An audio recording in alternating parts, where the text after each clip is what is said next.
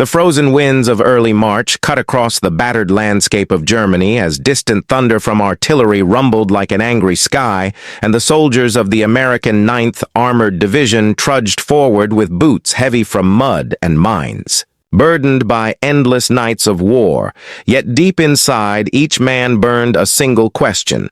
How much longer could this brutal struggle last, and whether the rumors were true that the German army was weakening, but no one dared to believe it fully because every step forward still felt like stepping into the jaws of danger, leaving everyone on edge as they moved toward the unknown ahead. The Rhine River stood like a wall between the Allies and the heart of Germany, wide, powerful, and heavily defended. And every bridge across it had reportedly been destroyed by the retreating German forces, turning the river into a nearly impossible barrier, but whispers spread among reconnaissance teams of a place called Remagen, where something unbelievable might still exist, a bridge left standing against all expectation. And as the word reached the division commanders, a mix of hope and suspicion filled the air, because nothing in this war came without a trap or a price, leaving commanders torn between caution and desire for a breakthrough they desperately needed to change the tide completely.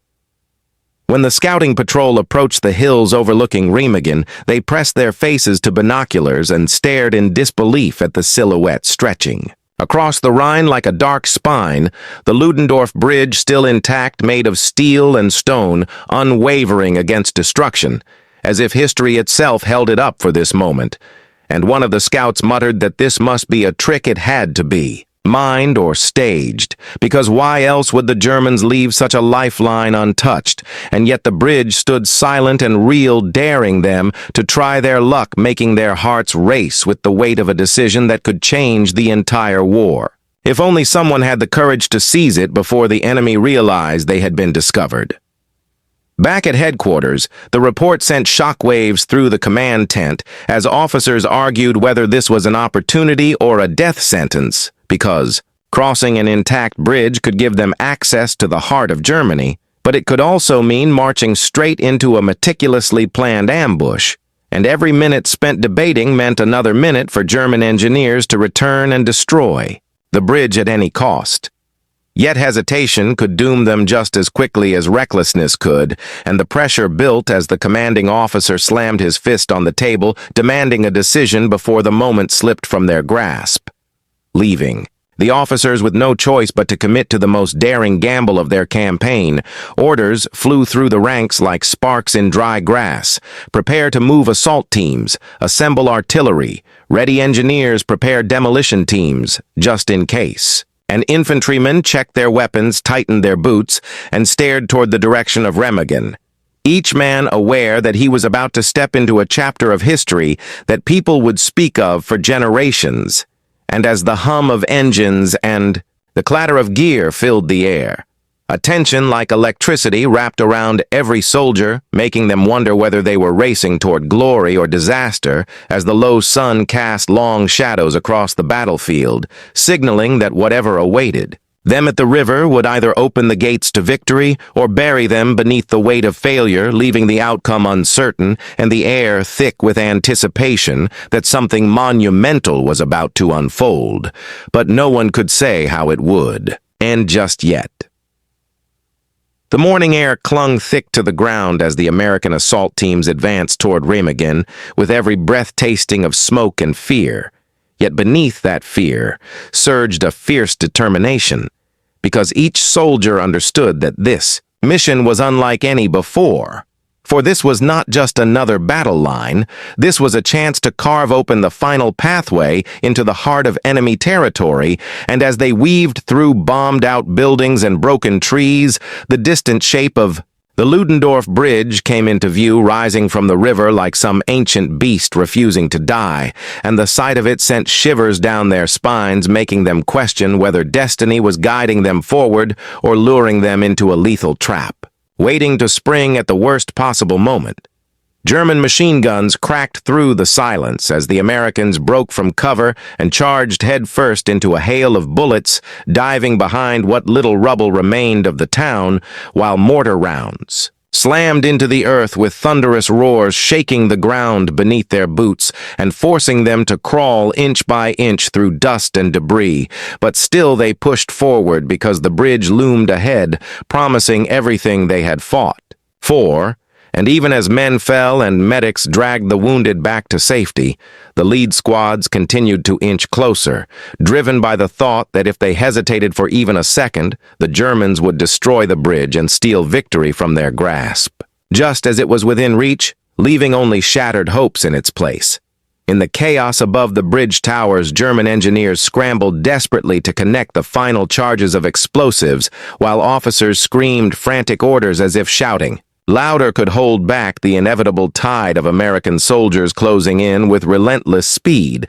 and though the Germans had prepared the bridge for demolition, they had waited too long hoping to time the explosion perfectly, but now panic took hold as American artillery shells rained upon them, shaking loose the very stones they stood on, and hands trembled as they fumbled with detonators, praying they could trigger the blast before the enemy stormed the structure completely but deep. In their eyes flickered the terror of men who knew they might already be too late to stop what was coming next.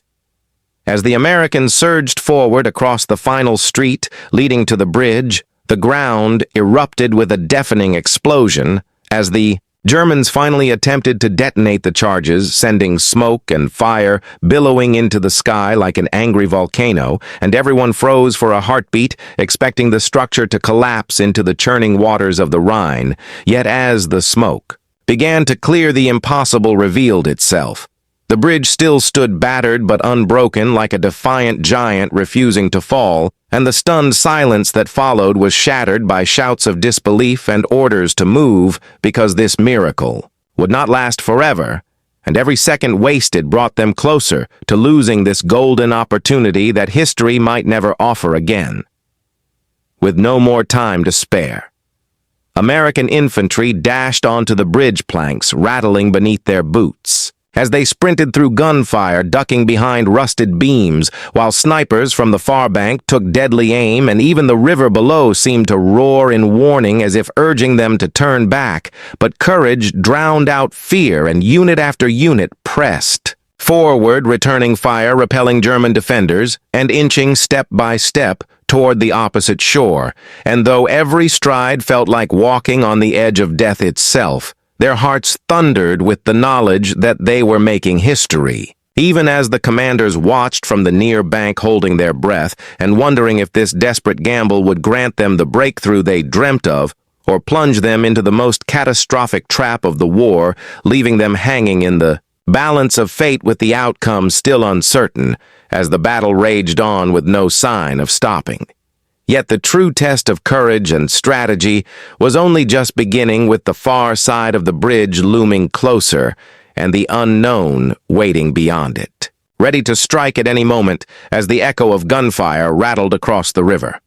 The first American boots slammed onto the far side of the Ludendorff Bridge, and in that single moment, history shifted its weight like a giant awakening from slumber. Yet the danger was far from over, because securing the far bank meant holding their ground against an enemy desperate and cornered. And the German defenders unleashed a storm of bullets, mortars, and grenades, determined to throw the Americans back into the river before they could establish a foothold, and every heartbeat became a gamble as men dove for cover behind shattered walls, while officers barked orders and medics sprinted through chaos, hoping to save lives before the tide of battle swallowed them whole. But even as the ground trembled from constant shelling, the bridgehead grew stronger with each passing minute, leaving the Germans horrified that the unthinkable was unfolding right before their eyes, while the fighting raged. In the streets of Remagen, the panic spread like wildfire through German command as urgent messages scrambled across phone lines, warning that American forces had crossed the Rhine, something Berlin had sworn was impossible, and high-ranking officers stared at the reports in disbelief, their hands shaking as they realized the implications, because the Rhine had always been their final shield, the barrier they believed would buy them time. Yet now that shield had been breached and argument erupted. In the war rooms, some insisting on immediate counterattacks, others demanding the bridge be destroyed at all costs, even if it meant sacrificing hundreds of their own soldiers. But beneath the chaos, a far darker truth settled into their minds. 1. They dared not speak aloud that this crossing might mark the beginning of the end. Hitler's rage exploded like a furnace upon hearing the news, and he demanded to know who had failed him, threatening execution for incompetence and betrayal while his generals stood stiff with fear, avoiding his gaze and offering excuses they themselves did not believe, for they knew the collapse of the bridge defense was not just a tactical failure, it was a sign that the German army no longer had the power to hold back the Allies, and Hitler ordered special units to launch suicide missions to demolish the bridge by any means. Yet even as these desperate plans were made, the commanders shared anxious glances because they sensed that it might already be too late, and soon even loyalty to the regime would not be enough to escape the blame that was surely coming. Far from the madness of the high command, the German soldiers on the ground fought with grim resolve, but their faces told a different story than their rifles, for exhaustion and hopelessness clung to them like shadows, and many whispered that the Americans were endless like a tide that only grew stronger with each wave, and as they watched tanks rumble across the bridge, they felt something crack inside their will to fight, pushed to the edge by relentless bombardment and dwindling supplies, and though they fired until their barrels glowed red, they could not hold back the steady advance of men who refused to stop. And the realization hit them like a cold wind that the river which once promised protection had now become the very path of their downfall. Meanwhile, American engineers rushed onto the battered bridge under heavy fire carrying equipment and tools instead of rifles, tasked with reinforcing the structure before the Germans could destroy it, and each step could have been their last, as artillery shells screamed overhead, exploding on either bank, but still they worked feverishly, tightening beams, patching holes, and clearing unexploded charges left by the enemy, while infantry formed a shield around them, firing at anything that moved. And the bravery of those engineers astonished even the hardened soldiers who watched, knowing that, without them, the bridge would collapse and crush their only route forward. Yet somehow the bridge held strong like destiny. Itself refused to let it fall, and the commanders realized with growing awe that this victory was more than tactical. It was psychological. It shattered the myth of German invincibility and proved that the Allies could strike at the very core of the Reich, even now when the enemy was cornered and dangerous, which meant the road ahead would only grow more perilous as Germany prepared to unleash every last weapon in a final act of desperation, leaving the world on edge as it braced for what would come next in this escalating storm of war.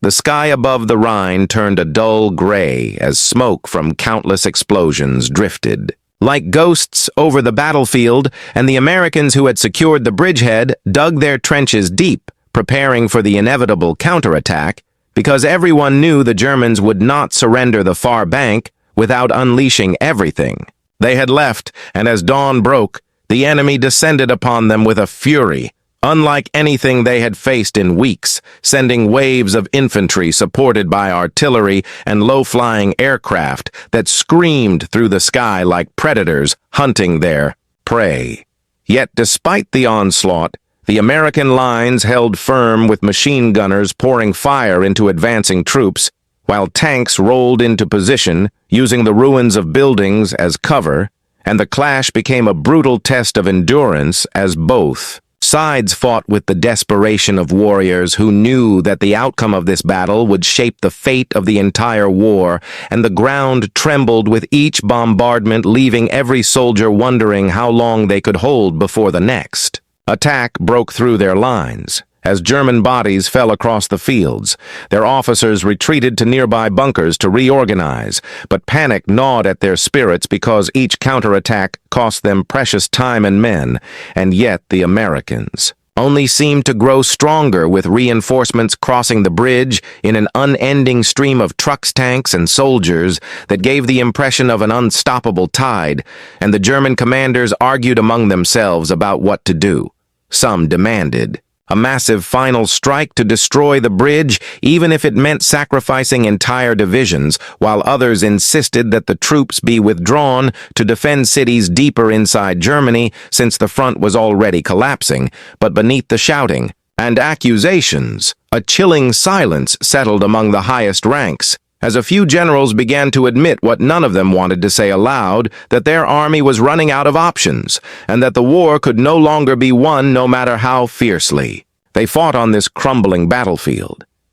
Meanwhile, inside Remagen itself, American soldiers established command posts in basements and courtyards, turning shattered houses into strongholds, while patrols swept the streets for snipers and hidden. Explosives and civilians peeked from cracked windows, fear and relief swirling in their eyes because they had lived under the weight of war for years, and now these foreign soldiers represented both salvation and uncertainty. Yet even as the Americans secured the town, they knew the danger was far from over because the Germans still held nearby hills and used them to rain artillery fire down upon the bridge and streets relentlessly, and the constant shelling made every moment a battle for survival. As medics raced to treat the wounded, while engineers scrambled to repair damage before the bridge collapsed under pressure.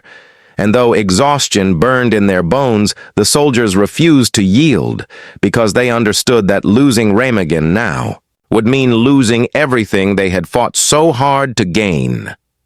In the war rooms miles away, Allied commanders watched the situation unfold with anxious excitement, tracking every movement across maps dotted with hastily drawn lines as reports confirmed that multiple divisions were now crossing the Rhine through the captured bridge, and for the first time since the invasion of Normandy, they felt the momentum shifting irrevocably in their favor, and strategies were rewritten overnight as new plans emerged to punch through the heart of Germany and encircle entire enemy armies while cutting off their retreat routes. But even as victory seemed closer than ever, the commanders warned their troops to remain cautious because a cornered enemy was the most dangerous kind, and the German High Command was infamous for launching sudden devastating counterblows when least expected, leaving everyone aware that the next move could determine whether this breakthrough would become a legend of triumph or a chapter of tragedy.